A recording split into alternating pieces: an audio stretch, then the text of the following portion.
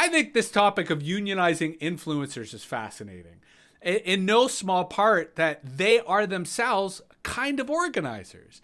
And you alluded to that when you were saying that each influencer, especially successful influencers, are themselves their own kind of GoFundMe platform.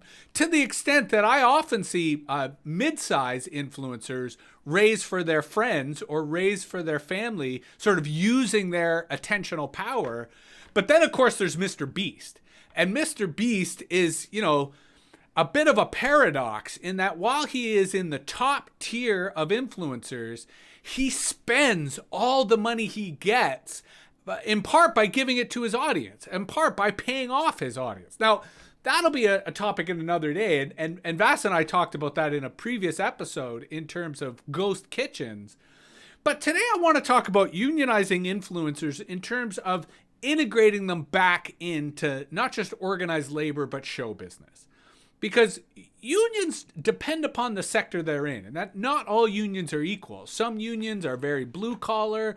Some unions are very rich, very powerful. I mean, the Ontario Teachers Pension Plan, for example, is a huge global investor and has tremendous clout when it comes to capital markets and institutional investing.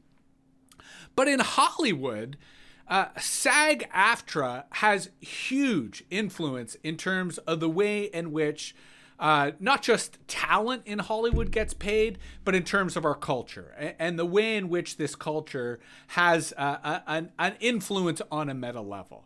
So I find it fascinating that SAG-AFTRA, and this has been, I think, pandemic induced or pandemic influenced, because there have been movements to see this happen for quite a long time.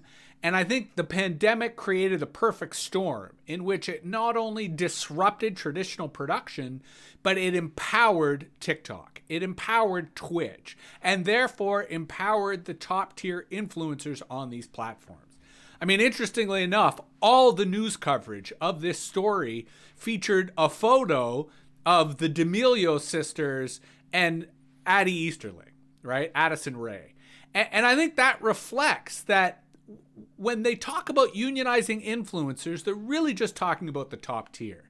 Now, Vass sort of alluded to the fact that there is no middle class of influencers, right? The whole idea of the long tail is that you got a few people at the top, and most of us are here at the bottom, right? Small streamers struggling to get attention, struggling to get an audience.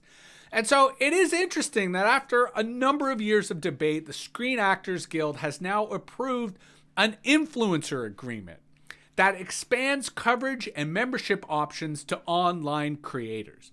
So on the one hand, this is important in terms of things like medical benefits and insurance and a lot of the things that employees in the United States may take for granted, but that performers and artists all around the world are used to a kind of precarious life, that in this case, union membership means health insurance. It means all sorts of benefits and premiums that artists have great difficulty obtaining. And what's also interesting is that there's no minimum follower count for influencers who want to join the union, although the eligibility for health and pension plans is based on certain work requirements. Now, it's interesting to look at what these work requirements are. The definition of covered work within the union has expanded to include what successful creators do, which is make sponsored content for brands. And this also reflects how, given the shutdown or the slowdown in show business, more traditional actors and Hollywood talent are getting engaged or involved in the way in which unionization works. And so it's interesting to think about whether average influencers, whether, small streamers, for example, will decide to join the Screen Actors Guild, or whether they will see value in joining a union amongst influencers.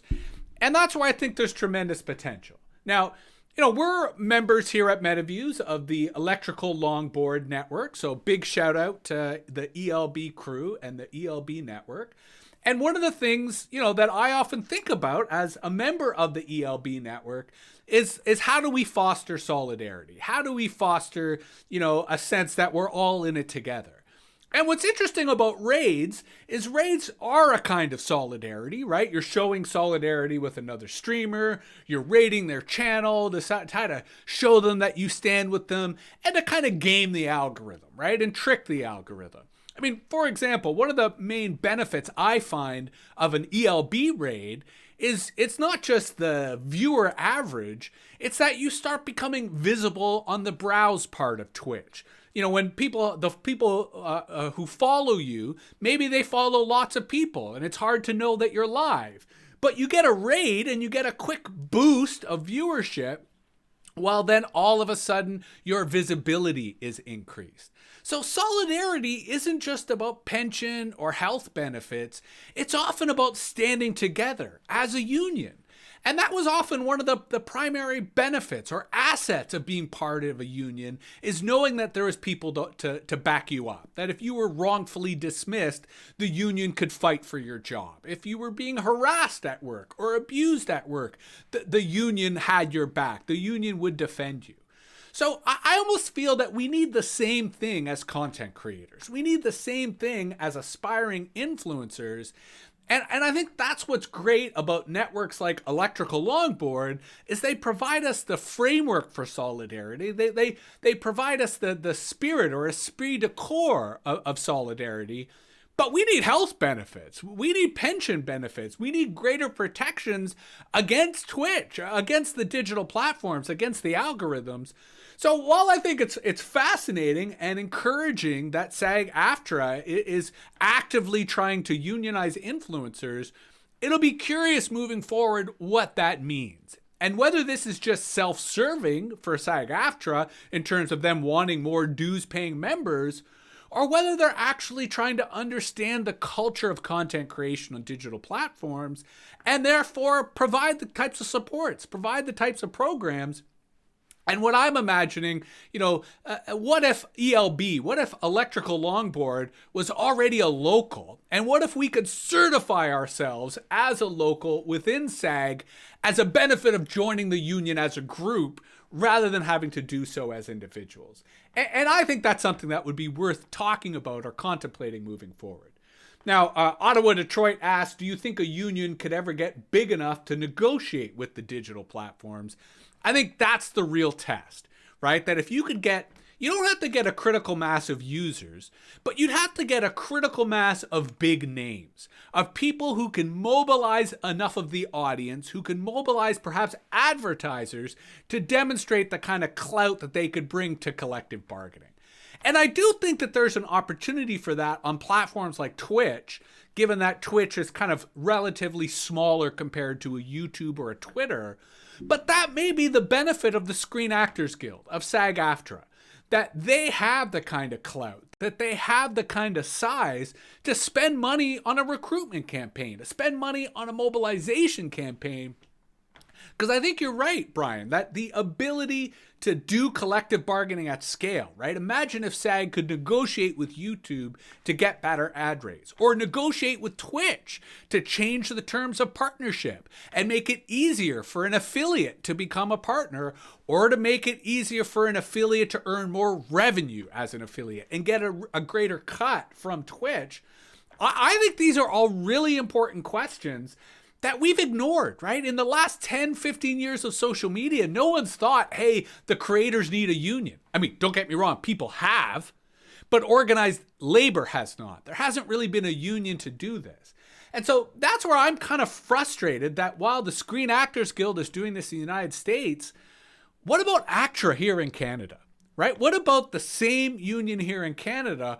Are they willing to do the same thing? Now, they don't have the same resources as the Screen Actors Guild, but I do feel that they have the same incentive, given the fact that there are a lot of Canadian content creators, and the Canadian government is still flirting with the idea of domestic content requirements. So I think it's a real opportunity for ACTRA to follow SAG-AFTRA's lead and create a new influencer category and expand their numbers and help educate streamers and online content creators that there's value in standing together. There's value in solidarity. Vasiliki points out that group collusion to exit platforms is interesting, which is the whole like, let's quit Facebook or, let's go to another platform, which is another valid negotiating tactic. But coordination of that has been hard. And that, I think, is another value of unions. If they can demonstrate value and legitimacy, they have the organizing structure. They've got the mandate to do that type of coordinating. So again, that's where I'm cautiously optimistic that SAG-AFTRA offers a lot. Lucent W points out the issue with exiting platforms is that the decentralized solutions aren't that widespread yet. That's a very crucial point, Lucent. And I think another potential role of unions is to facilitate the development, growth, and adoption of those decentralized platforms. Because that's where you could have the pincer movement. That on the one hand, you collectively negotiate with Twitch or YouTube, but on the other hand, you start building a distributed video streaming platform, which, say, using OBS Ninja or OBS Studio and other free and open source tools could actually be possible. So while I agree that decentralized platforms are not yet ready for prime time, I think that there's an opportunity for us to organize attention and resources towards them as a way of building this kind of solidarity. Lucent also points out decentralized solutions are usually more cumbersome to deal with or too obscure to surface onto the web, and they've already shaped around the well-knowns. Absolutely, but again, that's where collective action, especially collective solidarity, I think could go a long way. Because finally, not to beat a dead horse or beat a bot horse, I actually think that the electrical longboard network offers us an interesting model for solidarity in which we're all trying to succeed, but we all want to see each other succeed. And if we could scale that up across the platform, if we could scale that up across society, I think we'd go a long way to having the kind of collective bargaining power to deal with these platforms in a much more beneficial way, not just to creators, but perhaps the society as a whole. So that's why I felt that today this story of unionizing influencers was sort of worth exploring and worth anticipating as another active, persistent thread that we're going to see more of in the future.